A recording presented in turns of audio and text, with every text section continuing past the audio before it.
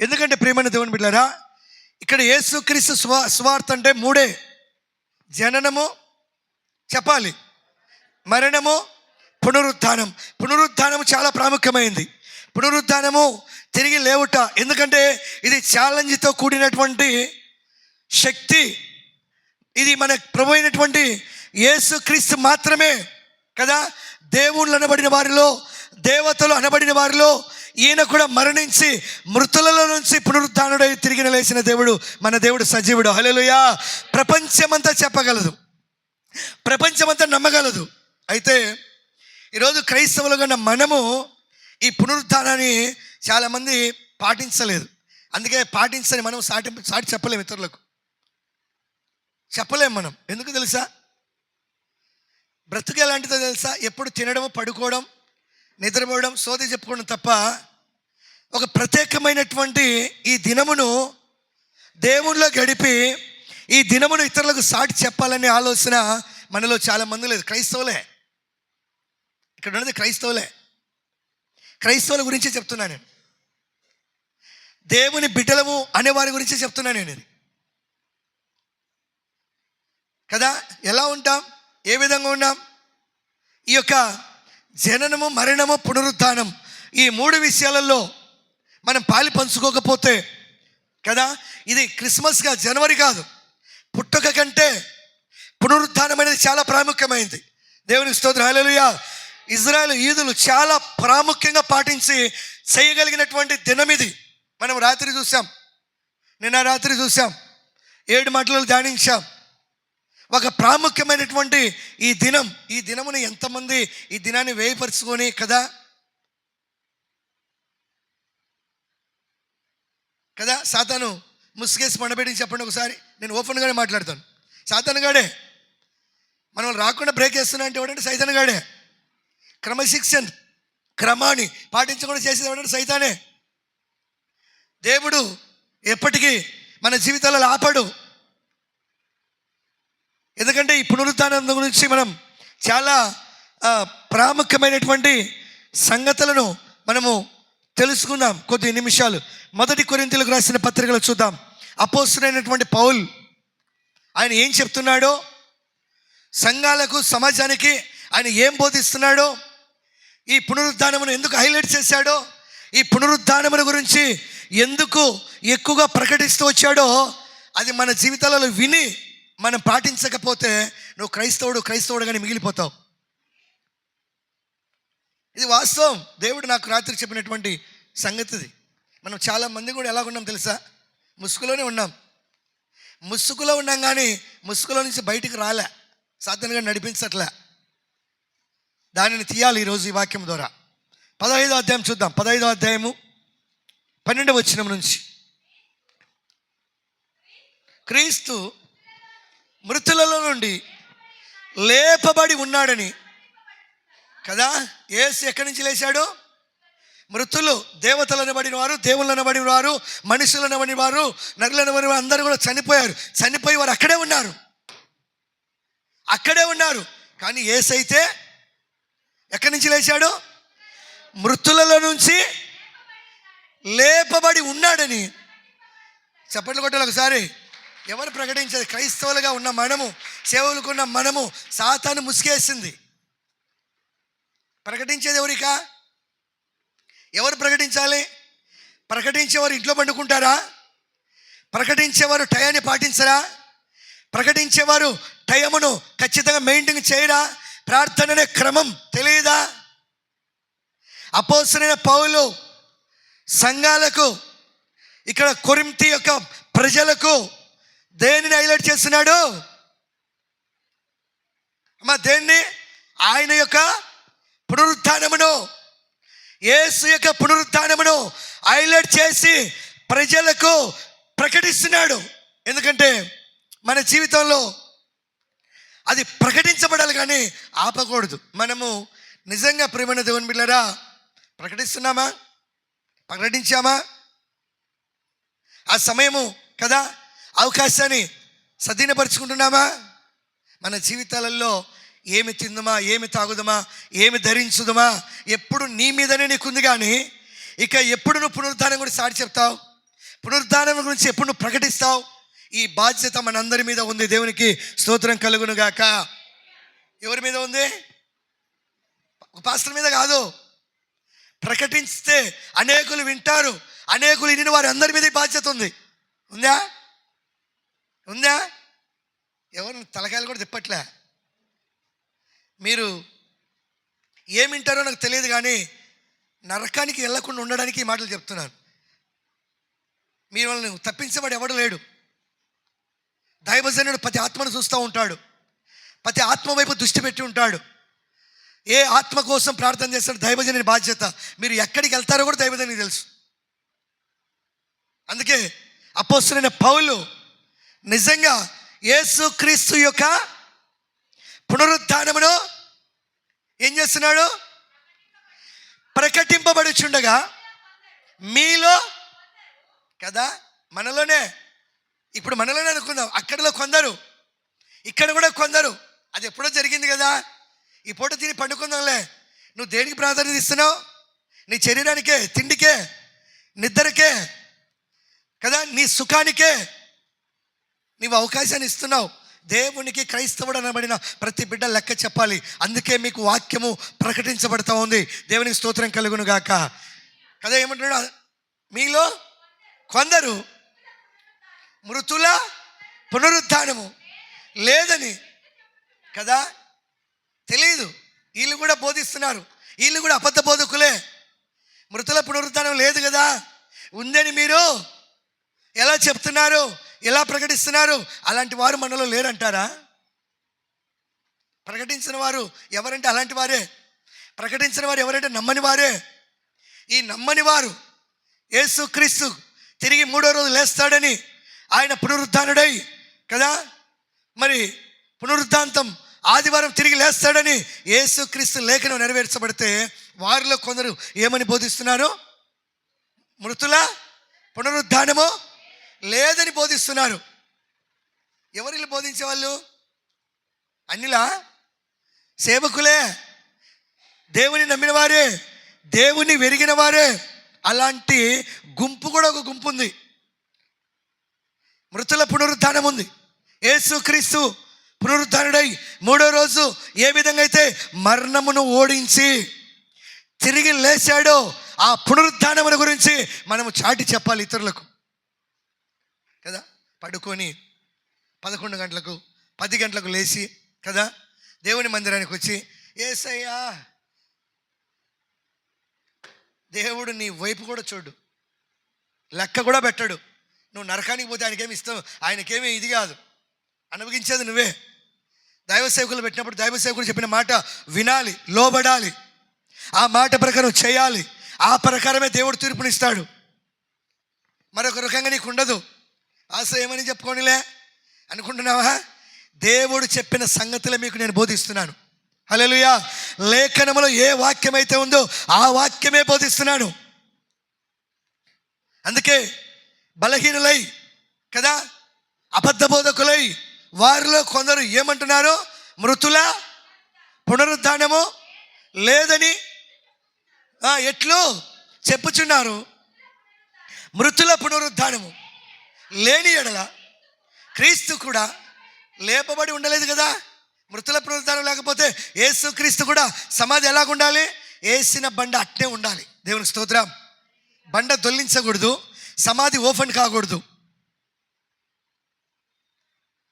ఇలాంటి బోధకులు ఉన్నారు. ఇలాంటి వ్యర్థమైనటువంటి క్రైస్తవ జీవితం ఉంది. 2 రకాల క్రైస్తవ జీవితం ఉంది. ఒరిజినల్ క్రైస్తవ జీవితం ఉంటే నకిలీ క్రైస్తవులు కూడా ఉన్నారు. నేను అదే చెప్తూ ఉంటాను. నకిలీ వారిలో ఏ ఆత్మీయత ఉండదు, ఏ ప్రకటింపు ఉండదు. స్త్రీలు, రాత్రి మనం స్త్రీలు కదా వేచి ఉన్నారు.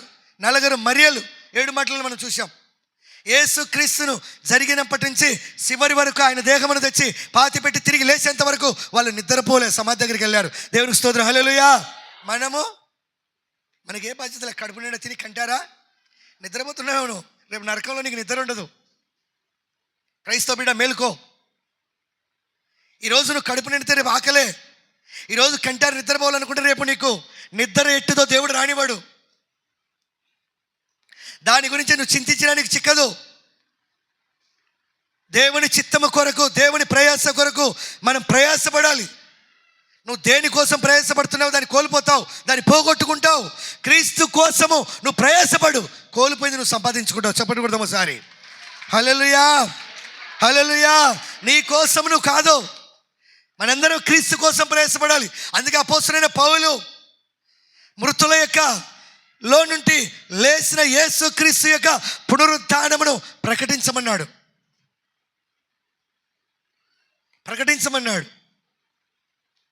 కదా, ప్రకటించమన్నాడు. కానీ వారిలో కొందరు ఏమంటున్నారు? మృతులకు పునరుద్ధానము లేదని వారు ప్రకటిస్తున్నారు. అయితే అపోస్తలుడైన పౌలు ఏమంటున్నాడు? అయితే యేసుక్రీస్తు లేపబడి ఉండలేదా? లేపబడలేదా? అది అబద్ధమా? లేపబడ్డాడు కదా యేసుక్రీస్తు. ఒక్క వ్యక్తి, లోకము నిద్రపోతా ఉంది. చెప్పండి కూడా ఒకసారి హల్లెలూయా. లోకము నిద్రపోతా ఉంది. లోకం ఏం చేస్తూ ఉంది? 95% నిద్రపోతూ ఉంది. వారిలో నిజమైన క్రైస్తవుడు కూడా పడుకొని ఉన్నాడు. వారిలో క్రైస్తవుడు ఏమైనాడు? మనలో కూడా ఏమైనాడు? పడుకొని నిద్రపోతున్నారు. నిద్రపోయేవాడు ఏమవుతాడు? లోకంలో సేవకుడు అనబడిన వాడు, దేవుని బిడ్డ అనబడిన వాడు ఎదురీత ఈదాలి. చెప్పండి కూడా ఒకసారి. ఏ ఈత? లోకంలో ఎదురీత ఈదాలి. లోకముతో పాటు నువ్వు పడుకుంటే నీకు లోకానికి తేడా లేదా? నేను 95% చెప్తున్నాను, 5% నిజమైనటువంటి ఒరిజినల్ ప్రకటించేవారు, భయం కలిగి ఉండేవారు, దేవుని కోసం వేసి ఉండేవారు, దేవుని సువార్తను ప్రకటించగలిగిన ఆసక్తి కలిగిన వారు 5% ఉంటే 95% లోకం ఏమైంది? చెప్పండి, ఏమైంది? పడుకోంది, ముసుగేసుకొని. వారిలో నువ్వు ఉన్నావేమో, జాగ్రత్త. నేను అందుకు దేవుడు పిలవలేదు. వారిలో నుంచి నువ్వు ఎదురు ఈత ఈదాలి. ఏమి ఈదాలి? ఎదురు ఈత ఈదాలి. పునరుద్ధానం అంటే తిరిగి లేట. తిరిగి యేసుక్రీస్తు నీ కోసం నా కోసం లేచాడు. దేవునికి స్తోత్రం, హల్లెలూయా. యేసుక్రీస్తుని అప్పగించినప్పుడు ప్రపంచమంతా అల్లకల్లోలం అయిపోయింది ఒక్క వ్యక్తి కోసం. ఎక్కడ నిద్రపోయింది లేదు, కల్లోలం అయిపోయింది. కానీ ఈరోజు ఎన్ని బాధలు, ఎన్ని కష్టాలు, ఎలా నిద్రపోతున్నావు? ప్రశాంతంగా నిద్రపోతున్నావా? నువ్వు మరి లోకంలో తిరిగి క్రీస్తు పునరుద్ధానం గురించి ఎప్పుడు ప్రకటిస్తావు? రాకట వచ్చినప్పుడా? ప్రశ్న వేస్తాను ముందు. ఎప్పుడు ప్రకటిస్తావు యేసుక్రీస్తుని గురించి? ఎప్పుడు నువ్వు చెప్తావు? లేక వారిలో కొందరు ఉన్నారు మృతుల పునరుద్ధానం లేదని, అలాంటి వ్యక్తులలో ఉంటావా? హల్లెలూయా, హల్లెలూయా. క్రైస్తవుడు అన్నవాడు ఎదురు ఎక్కాలి. సమాజంలో, లోకంలో ఎదురు చెప్పాలి, దేవుని ప్రకటించాలి కదా. నీళ్ళలో చేప ఉంది, నీళ్ళు నిజంగా ఫోర్స్ వస్తున్నాయి. చచ్చిన చేప ఏమవుతుంది? చచ్చిన చేప ఏమైతే ఫోర్స్కు కొట్టుకొని వెళ్ళిపోతుంది. ఎందుకు? దాంట్లో జీవం లేదు. అదే బ్రతికున్న చేప ఏమవుతుంది? ఎదురీత ఇస్తుంది. చప్పట్లు కొట్టాలి ఒకసారి. మరి నువ్వు ఏ ఈత ఇస్తున్నావు? చేప బ్రతికుందంటే ఎంత ఫోర్స్ నీళ్ళు వచ్చినా దిగిపోతుంది, ఎక్కిపోతుందా? మరి క్రైస్తవులైన మనము 95% లోకం నిద్రిస్తూ ఉంటే వారిలో ఉన్న నీవు ఎలాగున్నావు? తర్వాత చూసుకుందామని అనుకుంటున్నావా? తర్వాత ప్రకటిద్దామని అనుకుంటున్నావా? లేక మృతుల పునరుద్ధానమే లేదులే అనుకుంటున్నావా? అనుకుంటే నువ్వు అబద్ధ బోధకుడు అవుతావు, అబద్ధ క్రైస్తవులు అవుతావు. అందుకే అపోస్తలుడైన పౌలు నిజంగా ఎట్టు తిరిగి యేసుక్రీస్తు యొక్క పునరుద్ధానమును బట్టి ఆయన దేనికి భయపడక బహుగా ప్రకటించాడు. దేవుని స్తోత్రం. అందుకే ఈరోజు లోకం, ప్రపంచమంతా కూడా కదా, గుడ్ ఫ్రైడే ఎంత మంచి శుక్రవారమో, ఈస్టర్ అంతకంటే ఇంకా గొప్పది. దేవుని స్తోత్రం, హల్లెలూయా. ఈస్టర్ రోజు ఎక్కడున్నాం మనము? ఎక్కడున్నాం? ఒక గంట నీ నోట దేవుని స్తుతించావా? ఒక గంట నీ పాపాల కోసం నువ్వు ఏడ్చావా? ఒక గంట నీ కుటుంబం కోసం కన్నీళ్ళు విడిచావా? దరిద్రపు స్థితిలోనే ఉండాలనుకుంటున్నావా? ఆ స్థితే కావాలని కోరుకుంటున్నారు చాలామంది. దేవుని దగ్గరకు వస్తే దరిద్రం పోతుంది. ఇక్కడ తల్లిగారు ఉన్నారు, ఈమె నేను చూశాను, ప్రకాశమ్మ గారు, సిమరాల్ సార్ సత్యమని. చాలా డేంజర్, ఆమెకు బాగలేదు, చాలా ఘోరంగా ఉంది ఆమె పరిస్థితి. హాస్పిటల్కి ఎవరికి చెప్పకుండా వెళ్ళిపోయింది, అడ్మిట్ అయిపోయింది. వాళ్ళ కోడలు కూడా నాకు ఫోన్ చేసింది, ఏమైపోయిందని. నేను కూడా చాలా బాధపడ్డాను, ఏం జరిగిందని. చివరికి తల తిరుగుతూ ఉంది. అలాగే నేను వద్దన్నాను, అయినా శుక్రవారం చర్చికి వచ్చిందమ్మ. శుక్రవారం వచ్చింది. శుక్రవారం వచ్చినప్పుడు కూడా అడిగాను, దేవుడు ఆమెకు మేలు చేశాడు. ఆమె ముఖంలో చాలా కలిచాడు. రాత్రి కూడా కొట్టుకొని అందరినీ తీసుకొని వచ్చింది. మనం ఎక్కడున్నా, మనం ఏ మూల నిద్రపోతున్నాం సమాజంలో, లోకంలో 95% నువ్వు ఉన్నావు. దేవుడా అంటే ఎలా వస్తాడు మన దగ్గరికి? దేవుని దగ్గరికి నువ్వు వస్తే కదా, దేవునితో నువ్వు ఉంటే కదా. అందుకే ఇలాంటి వ్యక్తులు ఏమని బోధిస్తారంటే మృతుల పునరుద్ధానం అసలే అంతే. నీకు అనుకూలంగా నువ్వు మార్చుకుంటావు, నీకు అనుకూలం కాదు. ఇది వాక్యము ప్రపంచానికి చాటి చెప్పాలి. ఇంకా కింద ఏమంటున్నాడు మరియు క్రీస్తు లేపబడని ఉండని ఎడల మేము చేయు ప్రకటన వ్యర్థమైంది. ఎవరైనా చేస్తారా? అపోస్తలుడైన పౌలు వ్యర్థంగా ఏ మాటని చెప్పాడా? యేసు నిజము సత్యమైన దేవుడు, ఆయనే మరణము తిరిగి లేచగలిగిన దేవుడు అని లోకానికి చాటి చెప్పాడు. ఈరోజు ఆయనను గురించి మనం ప్రకటిస్తున్నాం, ఆయనను గురించి మనం ధ్యానిస్తున్నాం, చెప్తున్నాం. మన జీవితం దేనికి గడుపుతున్నామో దానిని దేవుడు తీసేస్తాడు మన నుంచి. నేను చెప్పడం కాదు, లేఖనం. క్రీస్తు కొరకు ప్రయాసపడాలి. యేసు క్రీస్తు యొక్క పునరుద్ధానముల గురించి ప్రతి నోరు చెప్పుకోవాలి. ఏదో పండగని కొత్త దుస్తులు వేసుకొని కదా, మంచి నగలు వేసుకొని కదా పోయి, అక్క ఇది ఎంత అయింది కదా, అక్క ఇది ఎప్పుడు కొన్నావు? చాలామంది తినాలి ఇది కదా, వెళ్ళారనుకో అక్కడ చీరలు చూసుకోవడం, నగలు చూసుకోవడం. అక్కడ భక్తి ఉండదు. మీ భక్తి కూడా నీళ్ళలో కలిసిపోతుంది. సత్యం ఉండదు అక్కడ. సత్యం గురించి మీరు వినరు. దేవునికి స్తోత్రం, హల్లెలూయా. నిజమైనటువంటి భక్తి, నిజమైనటువంటి పరిచర్య, నిజమైనటువంటి కదా ప్రకటించే సంఘముతో మనం ఉండాలి.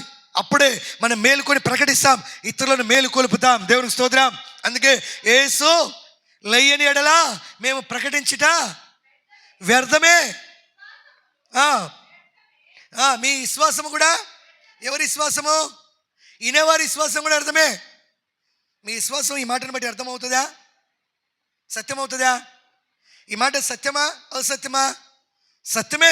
యేసుక్రీస్తు మృతులలో నుంచి 3వ రోజు తిరిగి లేచాడు. ఇది సత్యమే కదా. ఆ సత్యాన్ని ప్రకటిస్తున్నారు. ఈరోజు ఆ సత్యాన్ని మనం వింటున్నాం.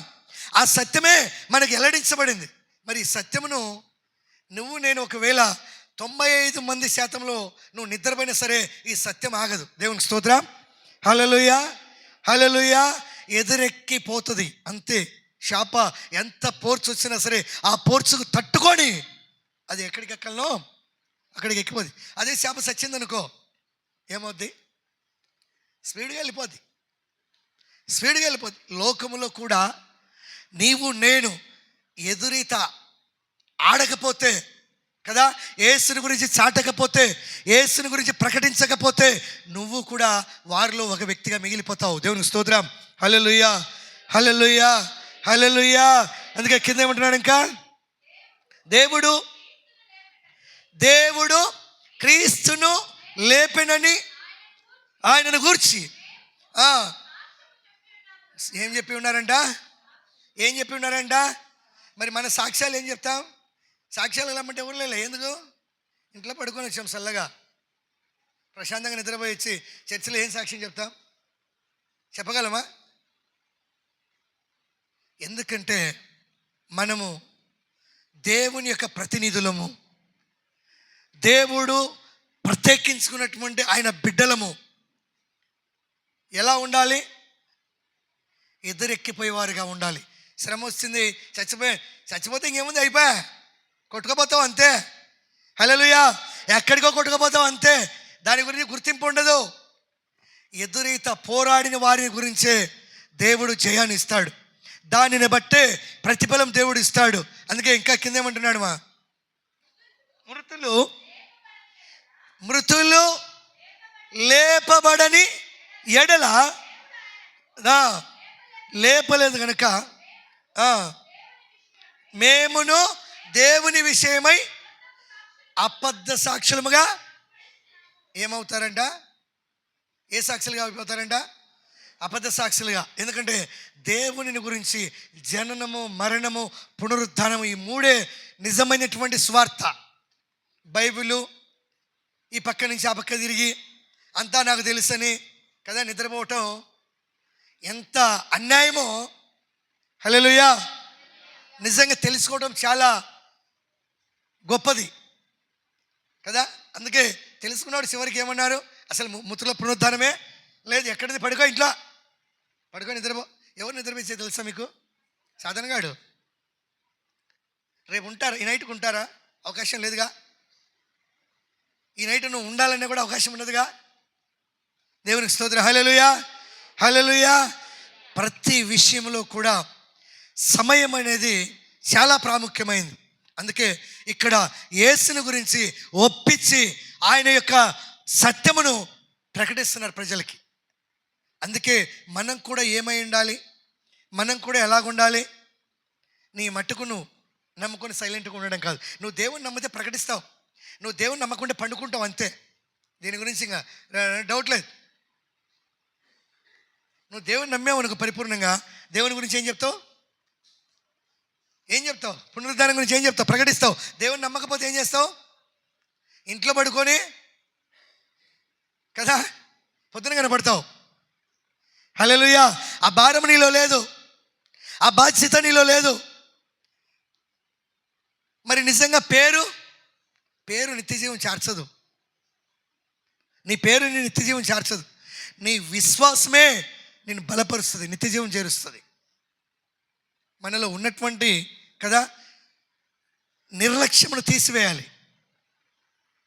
ఇంకా కింద ఏమంటున్నాడు? మృతులు లేపబడిన ఎడల క్రీస్తు కూడా లేపబడలేదు. క్రీస్తు లేపబడిన ఎడల మీ విశ్వాసము వ్యర్థమే. దేవుడు లేచాడని నమ్మారనుకో, మీరు దేవుని మహిమపరుస్తారు. మీరు నమ్మలేదనుకో, మీలో ఉన్న విశ్వాసం కూడా, చెప్పాను కదా, అదే చెప్పేది, వ్యర్థమే. మీ విశ్వాసం వ్యర్థమే. నమ్మితే నువ్వు ప్రకటిస్తావు, నమ్మితే ఆయన కొనియాడతావు. నమ్మని ఎడల నాలో గంప నిండా ఉంది విశ్వాసం అన్నా కూడా, నా పేరు యేసు అని చెప్పినా, నా పేరు పేతురు అని చెప్పినా, నా పేరు ఆండ్రయ్య అని చెప్పినా అక్కడే ఉంటాం. ఎక్కడ ఉంటాం? అక్కడే ఉంటాం. వాళ్ళకి స్థలాలు ఎక్కడ? అయ్యే బ్రాంచ్ షాపులు. వీళ్ళకు కొంతమందికి ప్రత్యేకమైన స్థలాలు ఉంటాయి, అక్కడ ఉంటారు పోయి. దేవునికి స్తోత్రం. హల్లెలూయా. నేను పేరు పెట్టుకుని లేదా అంటే కుదరదు. నా మెడలో సెలవు ఉంది లేదా అంటే కుదరదు. వాక్యం ఆశామాశాగా ఉండదు. నీ జీవితాన్ని కడుగుతుంది వాక్యం. దేవునికి స్తోత్రం. హల్లెలూయా కదా. కడిగి శుభ్రంగా పరలోక రాజ్యం చేరుస్తుంది నువ్వు విశ్వసిస్తే. అలా నువ్వు చెప్పకుండా, నమ్మకుండా, విశ్వసించకుండా, క్రీస్తుని గురించి నీ నోట వాడకుండా విశ్వసించటం కూడా, నీ విశ్వాసం కూడా ఏమైందంట? ఏదో ఒకటి చెప్పండి. నోనా ఎస్సా? నో ఎస్, నో, అంతే. అర్థమే. ఏం తెలుస్తుంది మనకి? ఏం ప్రకటిస్తాం మనం? హల్లెలూయా, హల్లెలూయా. అందుకే బహు జాగ్రత్త కలిగి దేవునితో మనం ఉండాలి, దేవునిలో మనం ఉండాలి, దేవుని యొక్క చిత్తము కొరకు వేచి ఉండాలి.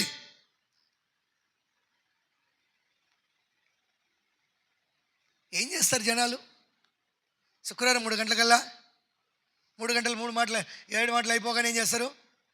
అంతే, పట్టాలు తిరిగేసేస్తారు. లేడు యేసుప్రభు చచ్చిపోయినాడు అంటే వీళ్ళు చంపుతున్నారు. ఇంకా యేసుప్రభు ఎప్పుడైనా చచ్చిపోయి సమాధిలో ఉన్నాడా? ఏ రోజైనా రెస్ట్ తీసుకున్నాడు ఆయన? ఉందా బైబిల్లో? వీళ్ళంతే అడ్డం వేసేసి ఉంటారు. ఇంకా లేడు. పొద్దున్నే ఆదివారం కదా 12 గంటలకు కదా 1 గంటకు అటు లేచి ఏం చేద్దాం? లేచినాడురా నీకోసం పండుకోండి సమాధిలో. నీలాగే నువ్వు ఎలా పండుకొని తిరిగి లేచావో ఆ టయానికి యేసుక్రీస్తు కూడా పని బాట లేకుండా ఆయన వచ్చిన పని వేరు, అలా లేకుండా పడుకున్నాడా? అప్పుడు లేపుతున్నావు మళ్ళీ నువ్వు. యేసుక్రీస్తు కదా హల్లెలూయా. ఆయన ఆయన ఏ మనుష్యుడు ఆయన చంపలేదు, ఏ మనుష్యుడు ఆయన ఎముకలు ఎరగొట్టలేదు, ఏ మనుష్యుడు ఆయనకు ప్రాణం ఇవ్వలేదు. ప్రాణం తీసుకోవడానికి కానీ ప్రాణము కలిగి ఉండటం కానీ అధికారం ఆయనకు మాత్రమే ఉంది. అందుకే సిలువలో ఉన్న దొంగలను కదా, హల్లెలూయా, అక్కడున్న సైనికులు మోకాలు పగలగొట్టి చంపితే ఈయనను ఏ ఎముక మీద ఏటు పడక మునిపే ఈయన తండ్రికి ఆత్మను అప్పగించాడు. దేవునికి స్తోత్రం. ఎక్కడ చనిపోయాడు? నువ్వు వచ్చి లేపుతావనే మూడో రోజు, అప్పుడు లేపుతాం మనం తిరగదిప్పని దేవుడు మళ్ళీ లేచినాడని. ఏంటి పటాలు కదా, ఇప్పటికి చంపేస్తున్నాం ఆయన మనం. ఇప్పటికి ఈరోజు కూడా ఈ పండగ దినం కూడా యేసుక్రీస్తు సిలువేస్తున్నాం.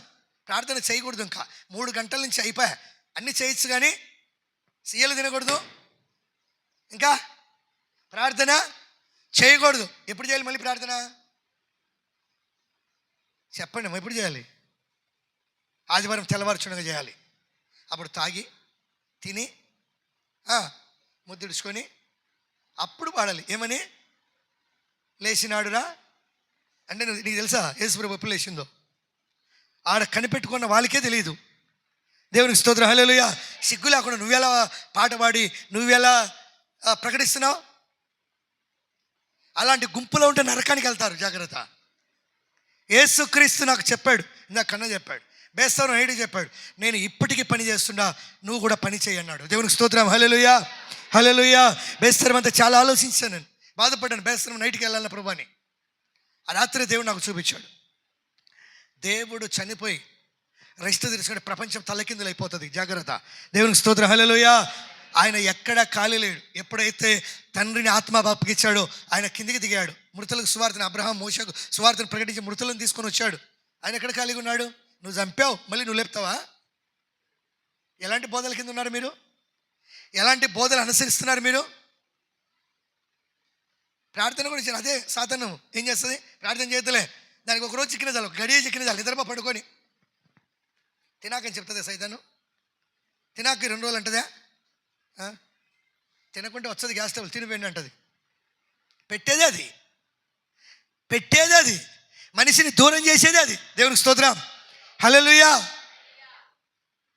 మీరు జాగ్రత్త పడాలి. అందుకే నిజంగా అపోస్తలుడైన పౌలు యేసుక్రీస్తు యొక్క పునరుద్ధానమును గురించి ఆయన బహుగా ప్రకటించాడు, వారికి వివరణంగా చెప్పాడు. చెప్పిన దాన్ని ఈరోజు సువార్త ఈరోజు మనం నమ్మగలిగాం, మనం చెప్పగలుగుతున్నాం. వారిలో ఒక గుంపు అసలు మృతుల పునరుద్ధానమే లేదని వారు ఉంటే, లేని ఎడల యేసుక్రీస్తు కూడా లేవలేదు.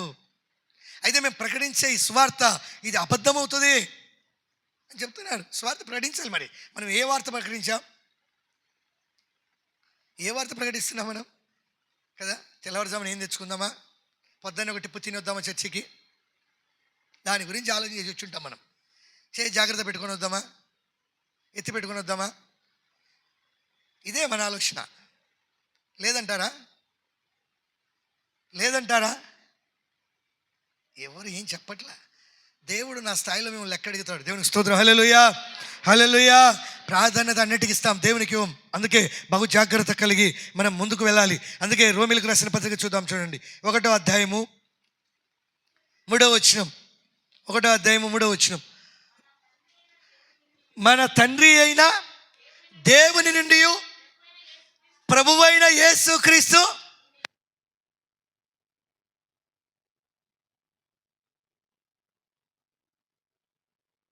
యేసుక్రీస్తు కృప సమాధానం మనకు కలగాలంటే మనం ఏం చేయాలి?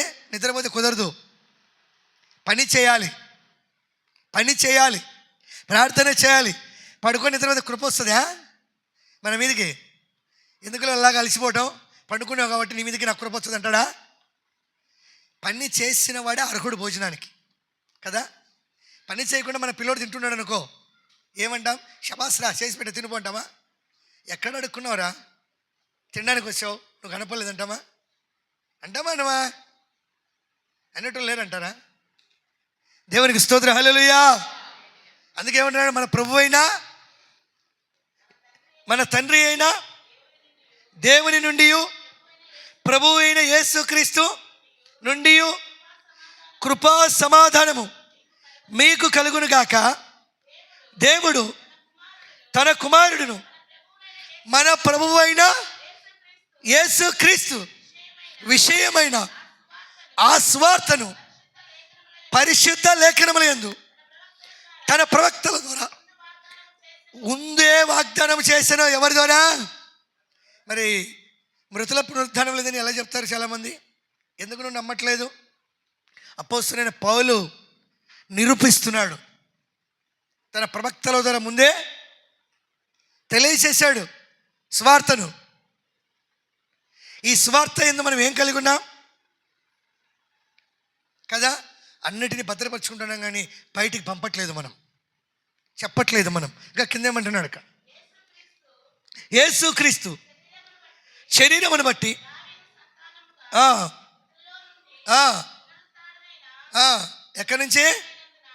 ఎక్కడి నుంచి ఏమయ్యాడు? ఎక్కడి నుంచి? మృతులలో నుంచి ఏమయ్యాడు? ప్రభువైన యేసుక్రీస్తు పునరుద్ధానుడయ్యాడు. చప్పటి కొట్టాలి ఒకసారి. హల్లెలూయా. నమ్మాలి, విశ్వసించాలి. విశ్వసించిన దానిని పట్టుకొని ఇతరులకు ప్రకటించాలి. ఎవరైనా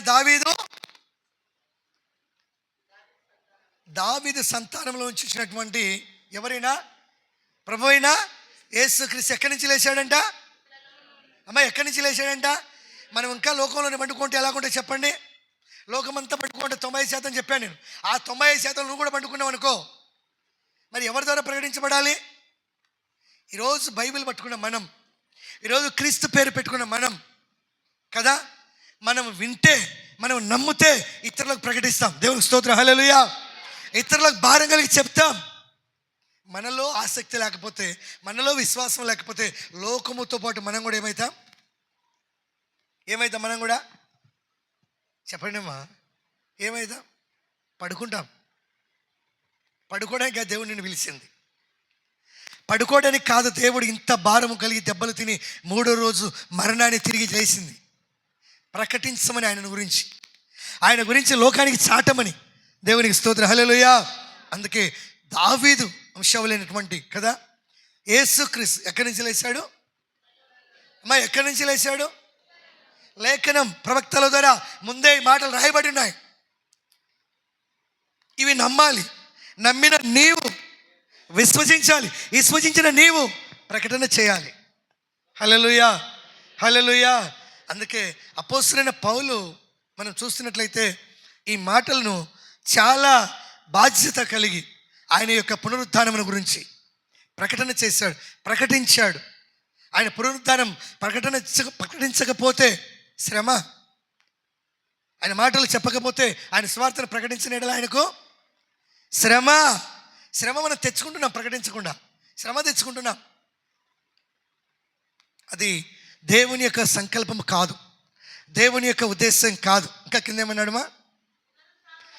పునరుద్ధానుడు అయినందున పరిశుద్ధాత్మ అయిన ఆత్మను బట్టి దేవుని కుమారుడిగాను ప్రభావముతో నిరూపింపబడును. ఎలా నిరూపింపబడాడంట?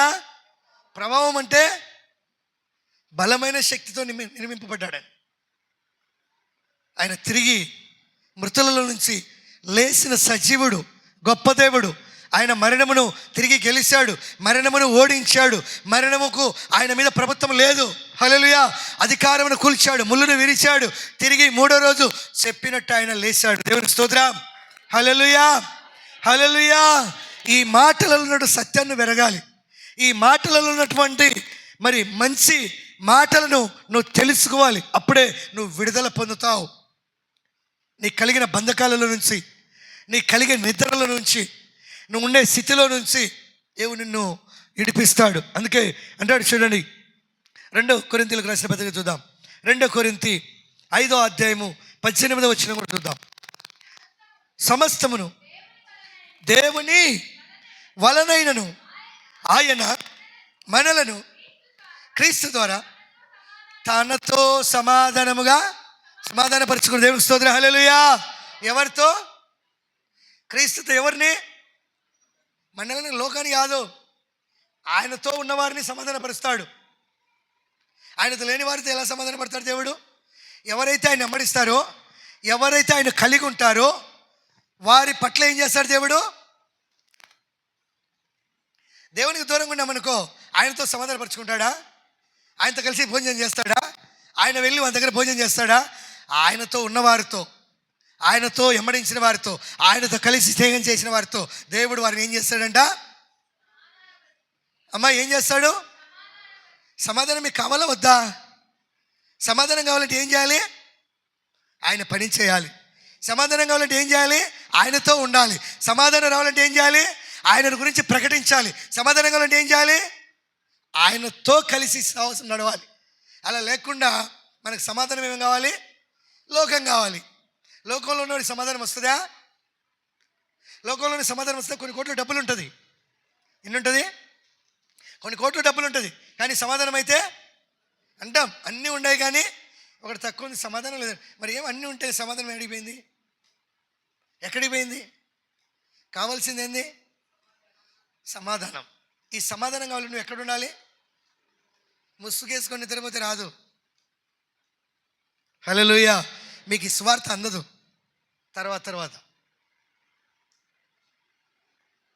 ఎందుకంటే తెలిస్తే మనం నిద్రపోం. ఈ స్వార్థ తెలిస్తే నిద్రపోం, తెలియక నిద్రపోయాం. హల్లెలూయా, హల్లెలూయా. ఎందుకంటే వారిలో కొందరు ఉన్నారు కదా, మృతుల పునరుద్ధానం లేదని.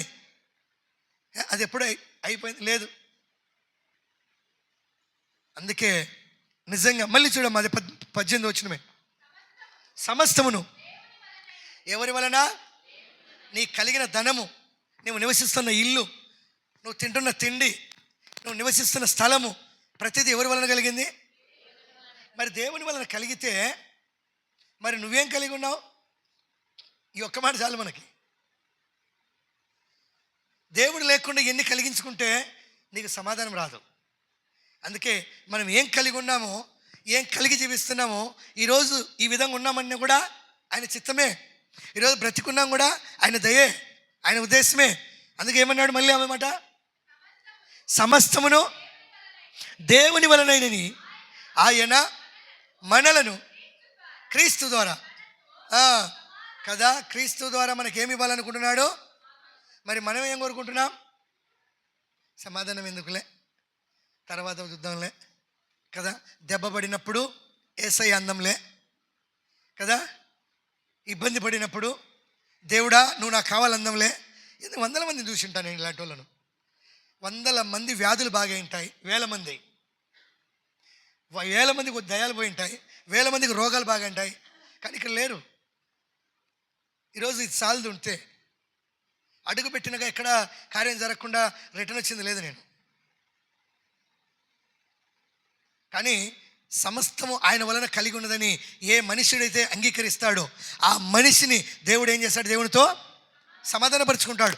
సమాధానం నాతో ఉండు అంటాడు, నా పోలి ఉండు అంటాడు, నా పోలిక అంటాడు, నా స్వరూపం అంటాడు. కానీ ఆయన పోలిక, ఆయన స్వరూపం ఎక్కడుంటుంది? ఆయనతో ఉంటుంది. దేవునికి స్తోత్రం, హల్లెలూయా. ఆయనని పోలి ఉంటుంది. అందుకే ఈ లోకంలో ఉన్న సమస్తము కూడా ఎవరి ద్వారా కలిగింది? దేవుని ద్వారా కలిగింది. కానీ ఆయన మనకు సమాధానం ఇవ్వాలనుకుంటా ఉంటే మనం ఏం చేస్తున్నాం? దానిని అంగీకరించట్లే. అది నాకు వద్దులే, ఇంకా కొంతకాలం అవసమాధానంగానే ఉండి కదా, సమస్తము పోగొట్టుకునుట నాకు ఇష్టం అనుకుంటా ఉంటాం మనం. సమస్తము నువ్వు పోగొట్టుకున్నట్టు దేవునికి ఇష్టం లేదు. సమస్తము నువ్వు తెచ్చుకొని సమాధానం కలిగి ఉండాలంటున్నాడు. ఏమైతే సమస్తం అన్నాడో ఆ సమస్తం నీకు ఇచ్చి దేవునితో సమాధాన పరుస్తాడు. హల్లెలూయా. ఇంకా కిందేమన్నాడు మా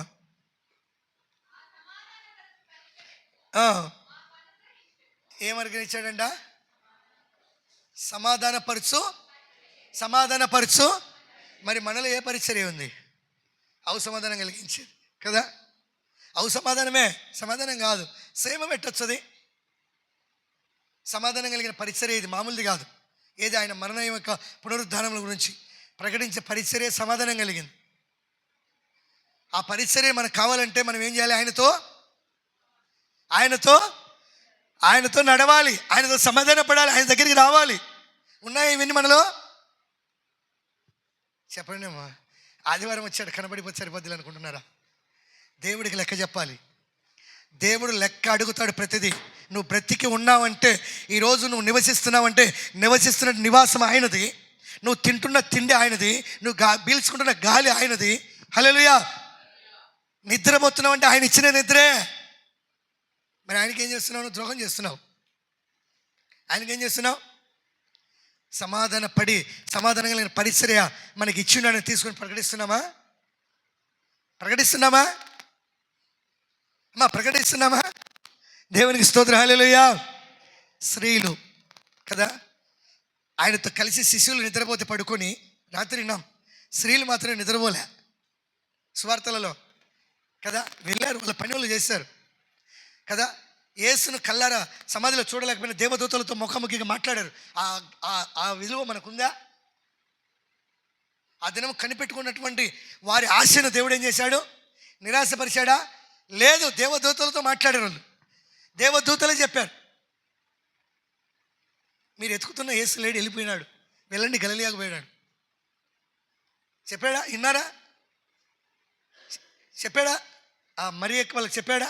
శిష్యులు దేవదూతలతో మాట్లాడగలిగారా? వాళ్ళు పడుకొని నిద్రపోయిన శిష్యులాగా అన్ని వాకిళ్ళు కిటికీలన్నీ బంద్ చేసుకొని, ఎక్కడి నుంచి యేసుక్రీస్తు దయమై వస్తాడో, ఎక్కడొచ్చి మా మీద పడతాడని కిటికీలు వాకిళ్ళు అన్నీ వేసుకొని ఎక్కడ గాలి ఆడకుండా పడుకున్నారంట. ఎవరు? శిష్యులు 11 మంది.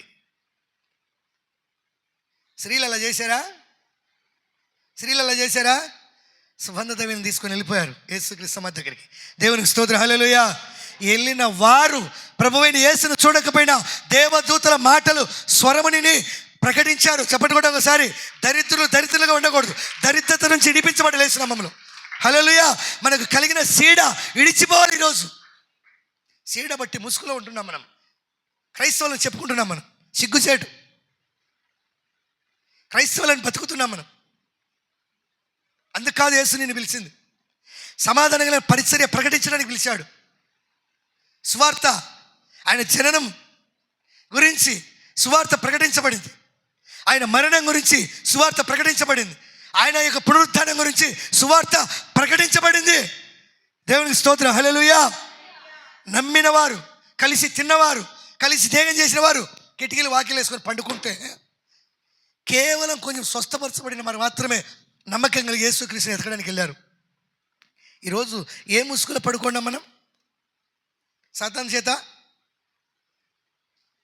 మీకు రోషం రావాలి. అందుకే చెప్తున్నాను, పౌరుషం రావాలి. సాతాను మీలో నుంచి వెళ్ళిపోవాలి.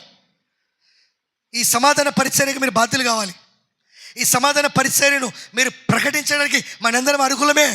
దేవునికి స్తోత్రం. హల్లెలూయా. అందుకే వచ్చినాం. దానిని మనం ఏం చేస్తున్నాం? పక్కన పెట్టేసి మన గురించి మనం ఏం చేస్తున్నాం? ఆలోచన చేస్తున్నాం. అందుకే చూడండి, ఇక్కడ చూద్దాం. మత్తయి సువార్త చూద్దాం.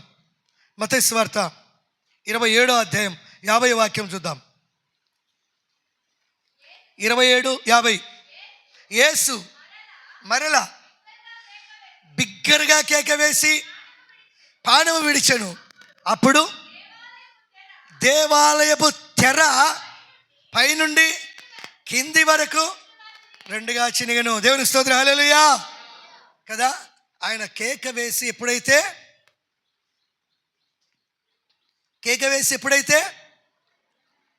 చెప్పాలి, ప్రాణం విడిచాడో దేవాలయపు తెర ఏమైంది?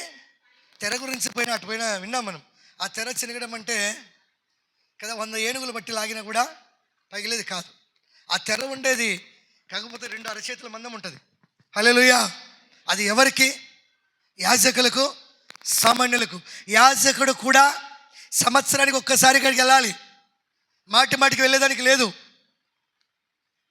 సంవత్సరానికి ఒకసారి పాప పరిహార నిమిత్తం, ప్రాయశ్చిత్తం కొరకు కదా, ప్రజల కొరకు కదా బలులు ఇవ్వాలి. అలాంటి స్థితిలో ఉన్నటువంటి స్థితిని యేసుక్రీస్తు ఎప్పుడైతే కేక వేసి ప్రాణాన్ని తండ్రికి అప్పగించాడో అడ్డు కూడా ఏమైపోయింది? తెర శనిగిపోయి మనందరికీ ఏమొచ్చింది? ఇప్పుడు దేవాలయంలోనికి ఏమొచ్చింది? స్వేచ్ఛ.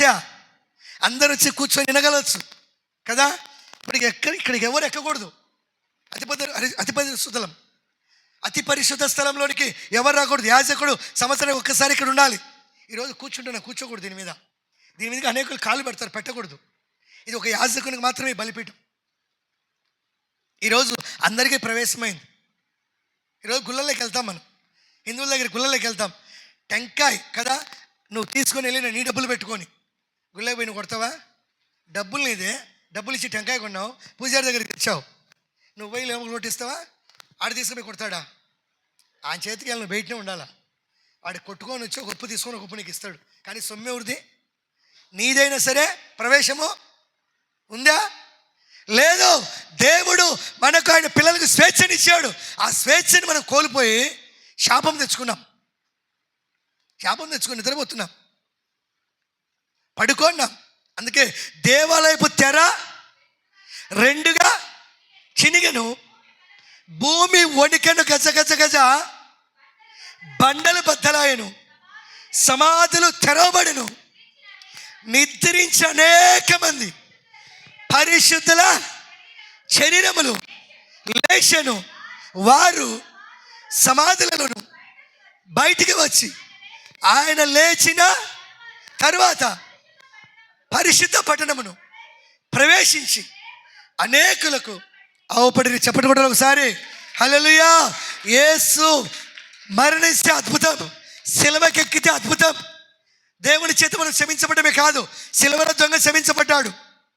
యేసు క్రీస్తు ఆయన మరణించి ఎక్కడికి వెళ్ళాడు? కిందికి వెళ్ళాడు. భూకంపం వచ్చింది, సమాధులు భూమి బద్దలైపోయి బండలు పగిలిపోయాయి. ఎక్కడికి వెళ్ళాడు? చెరను చెరగా తీసుకొని మృతులకు సువార్తను ప్రకటించాడు. మృతులు పరిశుద్ధ కదా శరీరం ధరించి ఆయనతో కదా బయటకు వచ్చారు. వచ్చి యెరూషలేములో ఈదుల్లో కూడా తిరిగారు. దేవునికి స్తోత్రం, హల్లెలూయా. ఆయన బ్రతికితే అద్భుతము, పుడితే అద్భుతము, తిరిగి లేస్తే అద్భుతము. అది మనం కోల్పోతున్నామని చెప్తున్నాను నేను మీకు. పండగని పండగ కాదు ఇది. పండగ అంటే నీ బ్రతుకు మారాలి, అదే పండగ. నీ బ్రతుకు ఈరోజు అందరం వచ్చాం, నీ లోపల ఒకటి ఏదో ఉందనుకో, అది పోకపోతే నీకు పండగ? పండగ కాదు, నీకు అది బాధే. అది పోయినప్పుడే నీకు పండగ. ఆ భారం పోయినప్పుడే నీకు పండగ. ఆ భారం పోవాలంటే దేవుని దగ్గరికి రావాలి, ఆయన ప్రార్థన చేయాలి, అప్పుడు నీ భారం పోతుంది. అది నిజమైన పండగ. దేవునికి స్తోత్రం, హల్లెలూయా, హల్లెలూయా, హల్లెలూయా. అది అలాగే పెట్టుకొని కొత్త వస్త్రాలు వేసుకోవచ్చు, అన్ని కొత్తగానే ఉండొచ్చు. కానీ దేవునికి విశ్వాసంలోనికి రాకపోతే అది పండగ కాదు, నీకు ఎండగే. జీవితం అలాగే ఉంటుంది. హల్లెలూయా, హల్లెలూయా. భూమి ఏమైపోయింది అమ్మా? భూమి ఏమైపోయింది? బద్దలైపోయింది. సమాధులలో అనేకులు ఏమయ్యారు? పరిశుద్ధ చర్యలు ధరించి లేచారు. ఆయన మృతులకు సువార్తను ప్రకటించాడు. ఆయన ఊరికలే నిద్రపోలే. నువ్వు అనుకున్నట్టు నీకు శుక్రవారం 3 గంటల పటాలు తిరిగేయడం, ఆదివారం తెల్లవారుజామున మళ్ళీ తిప్పడం. వాక్యం వల్ల సెలవులు ఎక్కడ లేనిది ఏది చేయకండి, ఉన్నది పాటించండి. దేవునికి స్తోత్రం. ఎవరో చెప్పింది వినకండి. క్రీస్తులు కదా, మృతులు కదా, మరి పునరుద్ధానం లేదని చెప్పే బోధ వినకండి. పునరుద్ధానం ఉందనే బోధ వినండి, ఆ బోధకు కట్టుబడండి, మీరు నిత్య జీవం చేరతారు. అందుకే ఇంకా మనము చూద్దాం, చూడండి, కొలస్సీలకు రాసిన పత్రికలు చూద్దాం, త్వరగా ఇప్పించుకుందాం. కొలస్సీ 2వ అధ్యాయము 12వ వచనం. కొలస్సీలకు రాసిన పత్రిక దేనితో? బాప్తిసానికి లింకు పెట్టాడు, ముడి పెట్టాడు. ఉందా బాప్తిసం? మనకి ఎంతమంది తీసుకెళ్ళి పరలోక రాజ్యం ఉందా? మీకు లేదు. నీటి బాప్తిసము లేకపోతే పరలోక రాజ్యం లేదు. ఎందుకంటే యేసును నువ్వు ఒప్పుకోలే, నీ నోట పాపాలు ఒప్పుకోలే. అందుకే ఇక్కడ చెప్పాడు, ఏమన్నాడు? మీరు బాప్తిసము మందు ఆయనతో కూడా పాతి పెట్టాలి. ఏం పాతి పెట్టాలి? పాత జీవితాన్ని, రోత జీవితాన్ని, తెలిసి తెలియక చేసిన పాపము కదా, తల్లి గర్భం నుంచి వచ్చిన పాపము, తల్లిదండ్రులు పాపము ద్వారా వచ్చినటువంటి పాపము, మనం పుట్టిన పాపమును ఏం చేయాలి? ఒప్పుకొని నీటి బాప్తిసం తీసుకున్నప్పుడే ఆ పాత జీవితాన్ని ఏ విధంగా అయితే నువ్వు సమాధి చేస్తావో అప్పుడే నువ్వు తిరిగి లేస్తావు. అందుకే ఏమన్నాడు? పాతి పెట్టబడిన వారై ఆయనను మృతులలో నుండి లేపిన దేవుని ప్రభావమును. ఎక్కడి నుంచి లేపాడు యేసుక్రీస్తును? తండ్రి ఎక్కడి నుంచి లేపాడు? మృతులలో నుంచి లేపాడు. మృతులుగానే ఉన్నారు, మృతులు కూడా లేచారు ప్రభావముతో. ఆయన మృతులలో నుంచి లేచాడు. లేఖనం సెలవిస్తూ ఉంది ఆయన పునరుత్థానుడయ్యాడు. ఆ దినమే ఈ ఆదివారం. అందుకే నిజంగా మృతులలో నుండి లేపిన దేవుని ప్రభావమును విశ్వసించుట ద్వారా కదా, ఎవరితో కూడా తనతో కూడా నువ్వు విశ్వసిస్తే యేసుక్రీస్తు మూడో రోజు ఏ విధంగా అయితే కదా తిరిగి లేచాడు, రేపు రాకడ వచ్చినప్పుడు బాప్తిసం పొందిన నీవు, పాపాన్ని విడిచిపెట్టిన నీవు, ఆ యేసుక్రీస్తు మనకు సూచనగా ప్రథమ ఫలముగా మొట్టమొదటి ప్రథమములుగా తిరిగి లేచాడు ఆయన సజీవునిగా. మనం కూడా మారు మనసు పొంది బాప్తిసం తీసుకొని క్రీస్తుతో ఉంటే యేసు ప్రభు ఏ విధంగా లేచాడో మనం కూడా ఆ విధంగా లేస్తాం. చప్పటి కొడదాం ఒకసారి. హల్లెలూయా, హల్లెలూయా. ఆ విధంగా మనం లేస్తాం. లేయడం అంటే ఏంది? నరకానికి పోవడం కాదు. లేస్తే ఆయనతో కూడా వెళ్తాం. లేస్తే యేసుక్రీస్తుతో కూడా వెళ్తాం. యేసుక్రీస్తు లేచాడు, ఎక్కడికి వెళ్ళాడు? తండ్రి కుడి పక్షానికి వెళ్ళాడు. యేసుక్రీస్తుతో కూడా నువ్వు ఉంటే నువ్వు ఎక్కడికి వెళ్తావు? ఆయన సిద్ధపరిచిన కాడికి నువ్వు వెళ్తావు. హల్లెలూయా, హల్లెలూయా. అందుకే పేరు పెట్టుకోవడం కాదు, దేవుని నమ్మిన కాదు, నీలో క్రియలు మారు మనసు ఉండాలి. అది కలిగి ఉన్నప్పుడే నువ్వు నిజంగా కదా పునరుద్ధాంత దినంలో యేసు ఏ విధంగా లేచాడో తిరిగి నువ్వు కూడా లేస్తావు. చూద్దాం, అక్కడ 14 వచ్చినాం కూడా, 14 వచ్చినాం అక్కడే. మరియు దేవున్నాయి మనకి అమ్మా, ఏమున్నాయి? నాలో ఏ పాపం లేదనుకుంటే నేను నువ్వు మోసం చేసుకున్నట్టే. నువ్వు తల్లి గర్భంలో నుంచి పాపంతో వచ్చావు. ఆ పాపం పోవాలని నీకు బాప్తీసం అవసరం. లేకపోతే ఇక్కడ లేదు, ప్రవేశం లేదు. ఎక్కడ ఉండాలి అక్కడే ఉండాలి. వారికి ఏ స్థలం సిద్ధపరిచి ఆ స్థలంలో ఉంటావు. అందుకే ఏమన్నాడు? వారి అపరాధముల వలనను శరీరమందు సున్నతి పొందకై ఉండుటయో మీరు చచ్చిన వారై ఉండగా దేవుడు కదా ఏ రూపకమంట? రాత రూపకమైన ఆజ్ఞల వలన మన మీద నువ్వు రుణస్థురాలుగా ఉన్నావు. దేవుడు చేసిన నీకు ప్రాణం పెట్టాడు.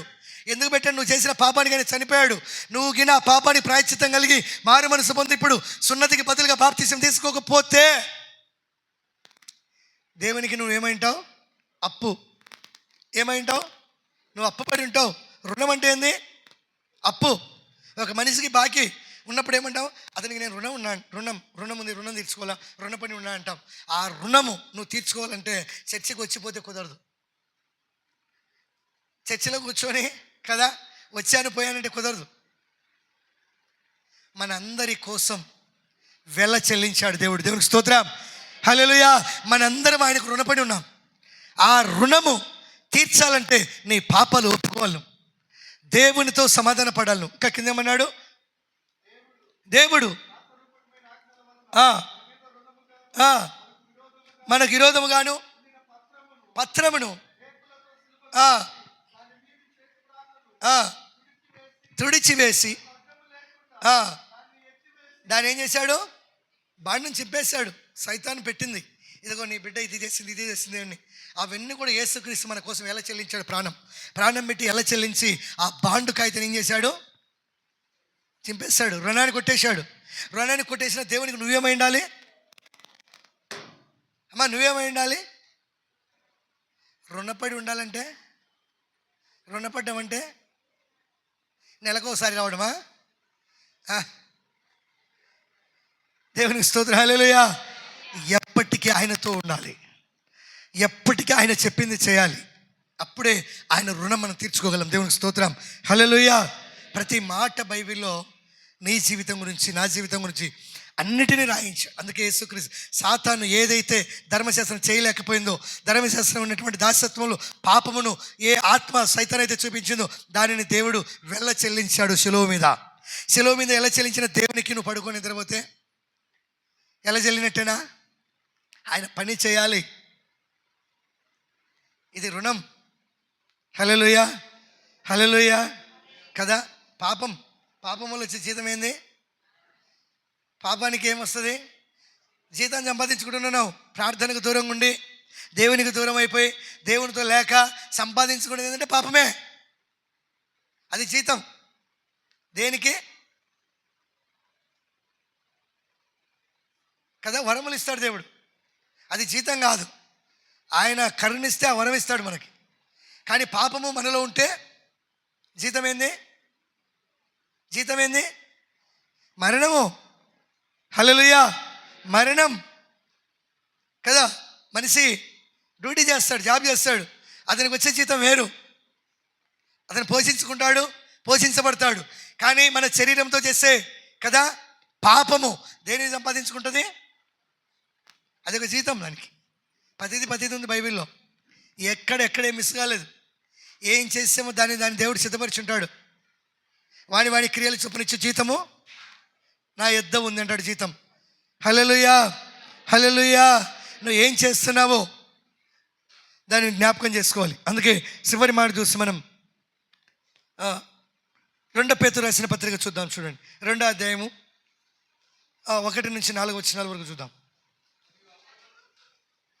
మరియు అబద్ధ ప్రవక్తలు ఎక్కడుండి ప్రజలలో ఏం చేశారు? మృతుల పునరుద్ధానమో లేదో, నేను చెప్పేదే నిజం, నేను చెప్పేదే సత్యం అనే ప్రవక్తలు కూడా ఎక్కడ ఉన్నారు? ప్రజలలోనే ఉన్నారంట. ఆ కాలాలలోనే. ఎప్పుడు? అపోస్తలుల కాలంలోనే ఉన్నారంట వాళ్ళు.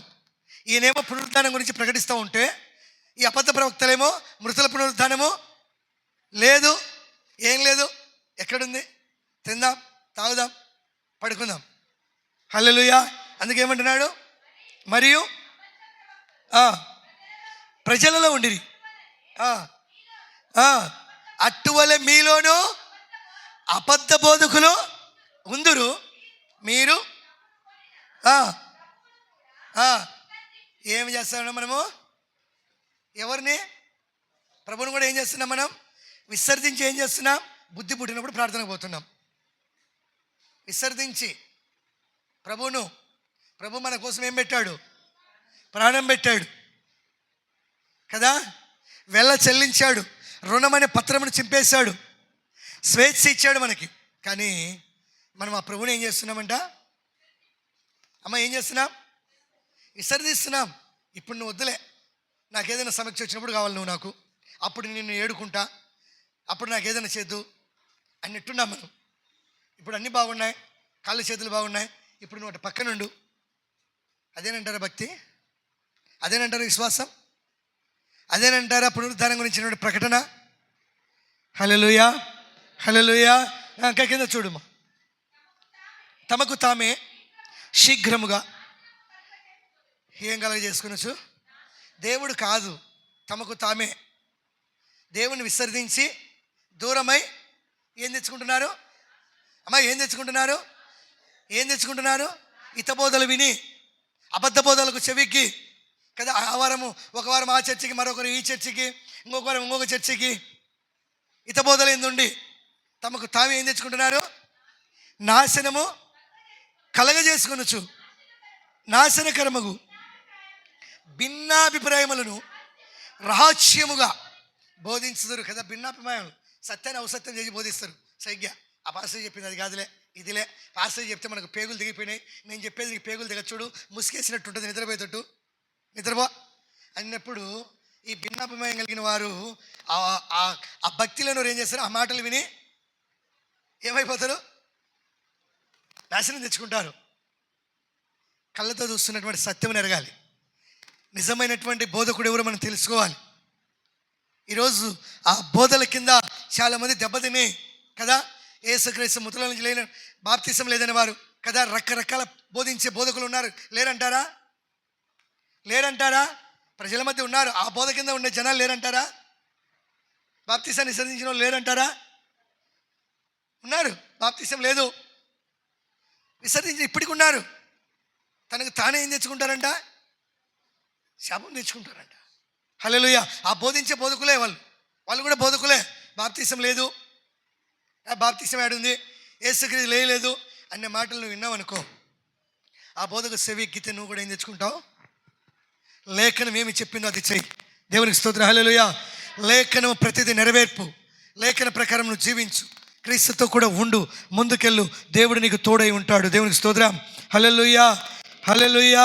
ఎందుకంటే ప్రియమైన దేవుని బిడ్డలారా, మరి మనము చాలా విషయాలు కూడా రాత్రి విన్నాం కాబట్టి ఈ మరియమ్మ గారి గురించి, మధ్యలేని మరియ, వీళ్ళందరి గురించి, యేసుక్రీస్తు సమాధి. ఈరోజు మనం ఏంటంటే పునరుత్థానం గురించి తెలుసుకున్నాం. కాబట్టి మనము మరి ఈ విధంగా దూరం, మరి లోకానికి, శాపానికి, గ్రహింపు కలిగి దూరం అవుదాం. దేవుడి మాటలు దేవుడు దీవించునుగాక. ఆమేన్.